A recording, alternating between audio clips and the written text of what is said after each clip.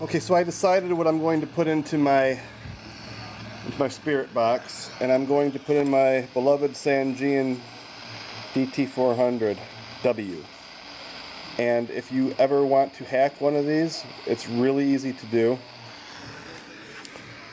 And if you want to take it a step further and add your own leads so that you can put it inside of your own spirit box and have the ability to flip a switch and change your AM to FM and your scan, it's really easy to do, and it's really forgiving because my soldering gun isn't the smallest tip. It's one of those Bernzomatic ST500s. It works really well, but the only problem with it is that after a month or so use, the igniters go on them, and they're like 30 bucks, but you know, take the good with the bad, I guess. So what I did here, I didn't use any special colors, is I took it apart. There were 3 screws. I pried it apart. Be careful because your speaker wire is there, and you're going to want to keep those. You're going to want to keep those speaker leads so that you can go into a better speaker. Okay. And on the very top here is your tuning up, and on the bottom is your tuning down. I'm only going to put leads on the tuning up, and as you can see, it's just top and bottom lead. And you do not have to be precise. You do not have to scrape anything. Just, there's already a little solder ball there and a solder ball on the other side. Just heat them up real quick and touch them, and you get a nice tight bite on it. And this one right here, so this is your top tuner. This is your bottom tuner if you're so inclined to do so. And this is your switch for switching AM to FM. Now watch, I'll touch these together. And your light still works. Pretty cool, huh? And then I'll touch these two together. And we get the scan. Here's your antenna. You can build off that if you want to, or you can just use the headphone jack lead. So what I will do is I'll clip the speaker wire, and I'll get rid of the faceplate altogether. I might cut out a small hole on my speaker, on my spirit box, and then I'll be able to see what's going on with the radio. And that's it. That was so much easier than those Sony armbands.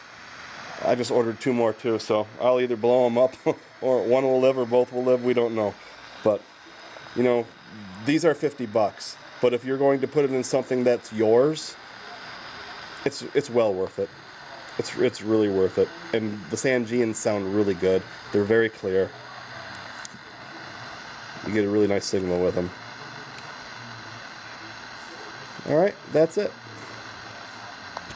I should also add that it's a 5-volt, I believe it's a 5-volt radio. So your battery leads are over on the other side. I don't want to flip it over because I'm still working on it. I don't want to break anything. But you can get yourself an external battery pack and just run hot leads. Get yourself a 2 battery AA pack, put it on the back of your radio, and they come with switches. You can get 2 of them for like $4 on eBay, and you can just turn it on and off. That's the easiest way to do it. Okay. Okay, for your power lead, this thing is only held in by clips. So I've already taken it out, but I'll show you the clips. The battery clip right there holds it in, and then there are little holes in the board.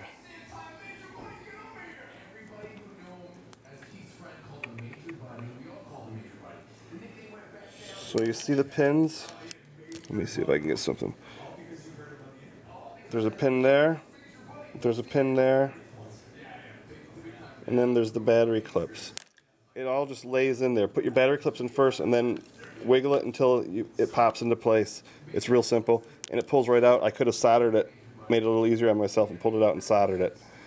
But you want to get to your power lead so you can put a power switch on. So your power switch, is that little thing right there. Okay, and if you flip it over, there's the two leads. So you're going to put a solder lead on both of those little metal clips. And then you'll have a power, an on-off switch. Okay, so what did not work was taking it apart and putting a lead on each end of that little power switch. That doesn't work. So what you need to do is pry it off the board with a blade. Just it pops right out, and then put a lead on each solder joint on the board, and it works perfect when you put it back together. See if I can get in there. Like I said, it's very forgiving. I blobbed it on there, and you'll see the two leads. There's nothing else there that it can touch that the solder will bother. So just get a little piece of solder on the tip of your gun and touch it really quick. Well, not really quick, but hold it on there for a second or two to get the board hot, and then the same thing on the other side, and you're good to go. So this thing is all set up now. So I've got a power switch, I've got the AM/FM switch, and I have the tuning up and down switch. I'll put leads on the battery, and I'll add a pack, and I'll be done. So I basically took the whole thing apart. It comes right out in two pieces, and then it clips back together. Pretty simple. Alright, so I put the case back on it loosely and just put the screws there so that everything is protected. The batteries are in it. I don't have any leads going to the battery yet because I don't have the battery case for it, but we're going to test it out. And we got the power. Well, I'm doing everything one-handed. FM. AM. Speaker's not hooked up. And now we're going to touch the leads together to scan it.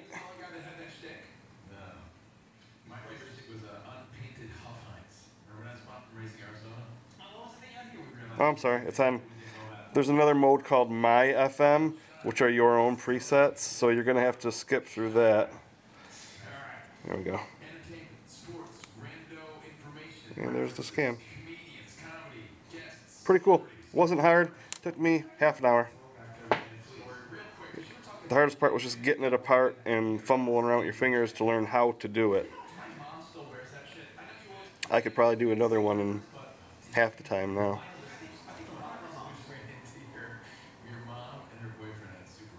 Okay, that's it. Okay, so I have the 3 pedals installed. Over here on the side, I've drilled out a hole. I have hacked my Sangean. I have rewired it, and it's going to slide into here, where I will mount it accordingly, and I'll attach it to the battery internally. I'll put some switches on the side, and I'll be able to see my scan, and it'll light up. It's kind of out of the way. I'm going to put a 5 or 6, probably a 5-inch speaker if I can find one, or 4 3/4. I don't know how they measure them out these days. So I'll probably put a speaker over here actually, because I'm going to have some lights right here. It's going to light up here. The amp is going to go right here, and that'll be it. The strap's on, and after that project, I've got a couple nice metal speakers here, and what I'm going to do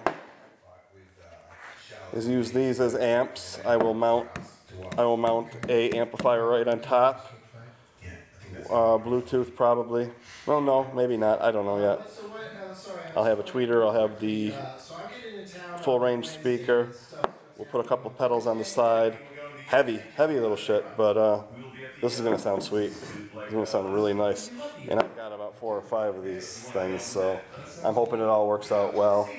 I can still mount a small battery on the back. Those will be cool. but this is my focus. I want to get this done.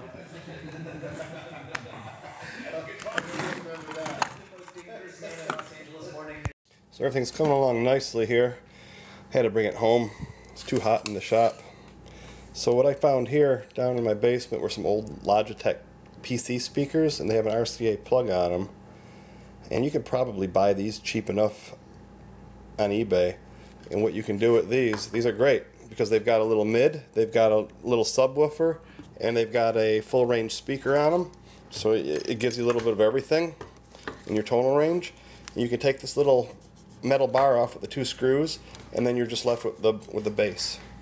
And after you take that off, cut this to the length that you need, and it's not that cheap thin that wiry shit. It's not that.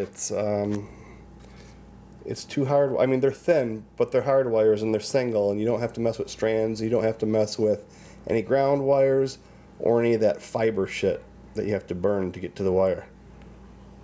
And you can put this right into the back of your amps. So here, I'm doing this one-handed. So I've got mine mounted to the bottom, or I guess it would be the top. Mine's mounted, the speaker. And then I've got my LCD lights mounted. I've got all my pedals mounted. Here's my amp. I've got to make a switch. I gotta bring my switch out. I'm sorry, you guys can't see what the fuck I'm doing here. So I'm gonna mount this amp into here like this. I've got to raise it just about a 1/4 inch. So I'll put a board under there, and I'll hot glue it just in each corner. You don't want to glue your joints or your electronics. They'll get too hot, and you'll have a fire. Switch has got to go through, and then we've got to hook up this spaghetti mess. It's really easy. It looks like it's difficult, but it's easy. And this is going to slide into the side up there.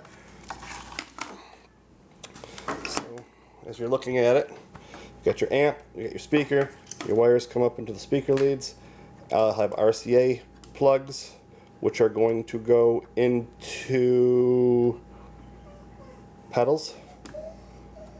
So in to out, to in to out, to in to RCAs.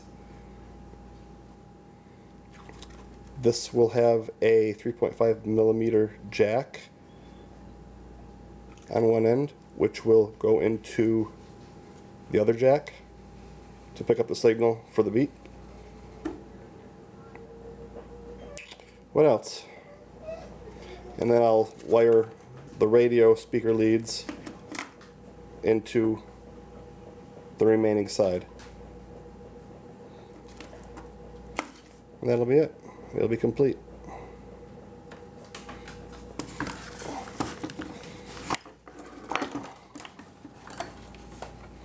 I might distress it a little more. I'll put the back on it. You won't see any of that light coming through.